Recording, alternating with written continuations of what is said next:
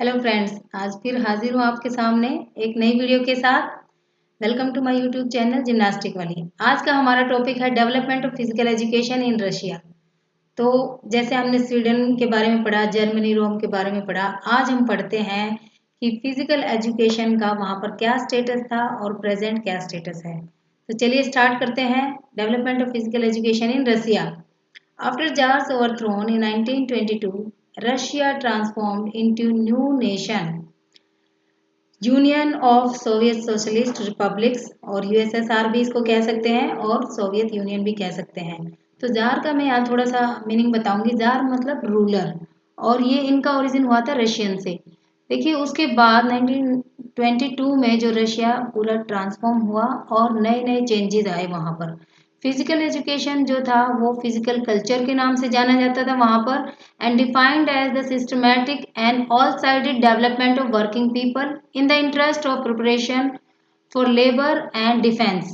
और उन्होंने इसको कैसे डिफाइन किया फिजिकल कल्चर को, कि वर्किंग पीपल के लिए, जो काम करते हैं उनके लिए सिस्टमेटिकली उनका डेवलपमेंट हो और वो एक्सरसाइज करते रहें ताकि वो अपना काम करने के लिए फिट रहें और साथ में डिफेंस के लिए भी फिट रहें।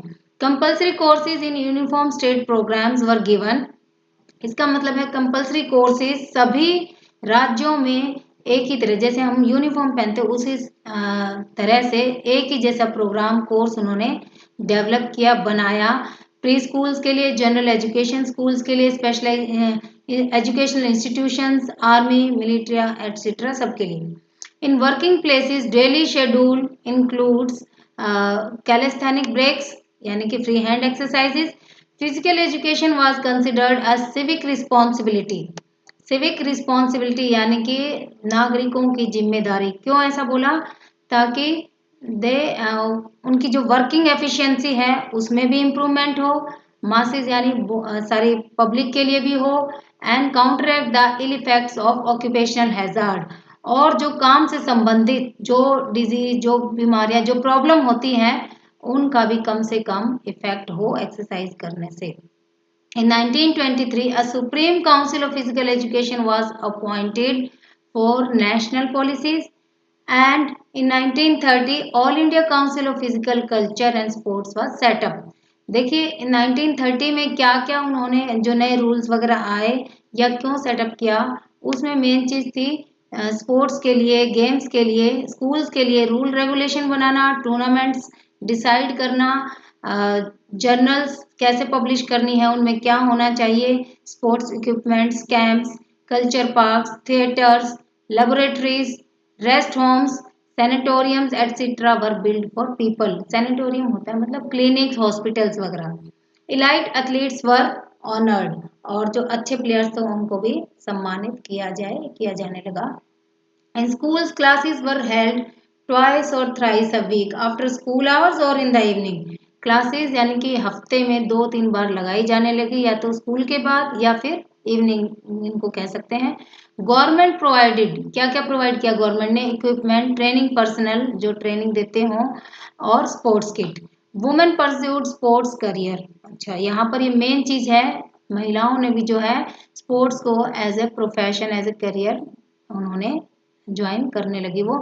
4 types of sports clubs were made.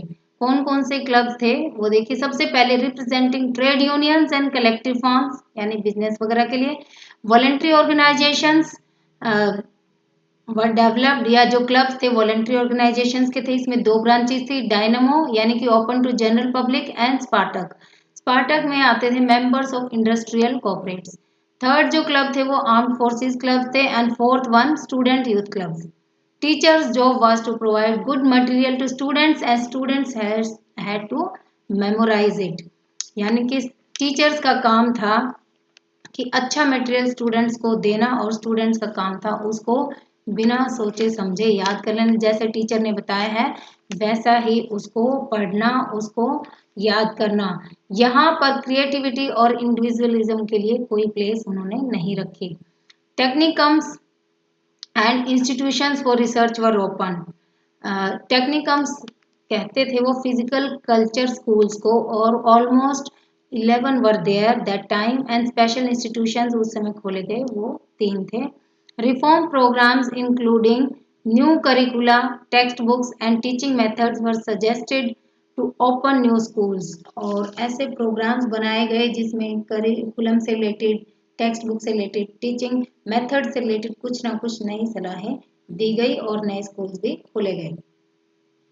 आगे देखते हैं, in 1993 Russian constitution affirms each citizens right to education. और ये पेरेंट्स का और गार्जियंस की रिस्पॉन्सिबिलिटी थी, जो कंपलसरी एजुकेशन है वो सबको उनकी जिम्मेदारी थी कि वो अपने बच्चों को प्रोवाइड करें। Public education made free for all citizens. All children attended school for 11 years. 6 से 17 साल तक सबको कंपलसरी स्कूल या स्कूलिंग एजुकेशन लेनी जरूरी थी। Physical education was necessary program at school. Exercise and sports were compulsory for all grades. किसी भी ग्रेड का हो, फर्स्ट सेकेंड थर्ड या उससे बड़े फोर्थ फिफ्थ जो भी है, सबके लिए एक्सरसाइज कंपलसरी की गई, स्पोर्ट्स कंपलसरी किया गया। डेली मॉर्निंग में कैलिस्थेनिक्स करवाई गई, फिजिकल कल्चर पीरियड लगाए गए स्कूल्स में, और उनके वहाँ जो लेसन थे फिजिकल एजुकेशन स्पोर्ट्स के, वो 45 मिनट्स के रखे गए। और ये जनरली नहीं है, ये जरूरी नहीं है कि वो 45 फिक्स हो। It depends upon the grades कि कौन सा लेवल है, बच्चे छोटे हैं बड़े हैं, उस हिसाब से duration can be change. Outstanding athletes were given awards, privileges, incentives, especially those achieving master of sports rank। जो अच्छे प्लेयर्स थे, अच्छा जो उपलब्धि प्राप्त करते थे, उनको स्पेशल अवार्ड दिए जाते थे, उनका काफ़ी सम्मान किया जाता था, उनको इंसेंटिव्स दिए जाते थे। और खास तौर से उन एथलीट्स को जो मास्टर ऑफ स्पोर्ट्स रैंक को अचीव करते थे। हमारे यहाँ जैसे नेशनल, इंटरनेशनल, ओलंपिक्स वगैरह में जो जाते हैं उनको काफ़ी मॉनेटरी बेनिफिट्स होते हैं, उनका सम्मान किया जाता है, फैसिलिटेशन प्रोग्राम किए जाते हैं। ऐसे ही उनके यहाँ एक स्पेशल रैंक था master of sports.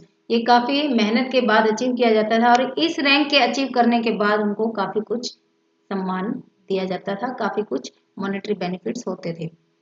Physical culture is compulsory subject in all universities. देखिए यहाँ पर एक खास बात है, स्कूल के साथ साथ यूनिवर्सिटी में भी ये कंपल्सरी किया गया। इससे पहले जो हमने और कंट्रीज के बारे में पढ़ा है उनमें यूनिवर्सिटीज का जिक्र इतना नहीं था। Children living in winter areas are necessary to learn skiing जो थे वो विंटर एरियाज में रहने वालों को कंपल्सरी सीखना पड़ता था।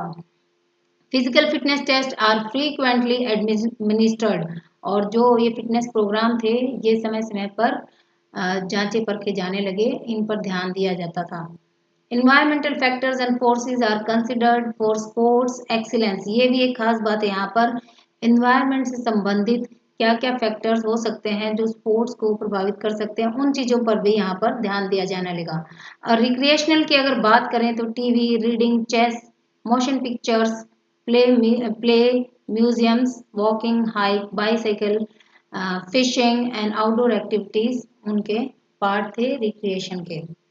आगे देखते हैं, स्पोर्ट्स से रिलेटेड कौन कौन से मेजर स्पोर्ट्स या गेम्स थे उनके यहाँ पर। सोकर, gymnastic, basketball, swimming, shooting, volleyball, figure skating, cross country, weight lifting, power lifting, ice skating and skiing were played. Tennis was also growing, यानी टेनिस का भी यहाँ पर जो है बॉल वाला या थोड़ा बहुत उसको स्टार्ट किया गया।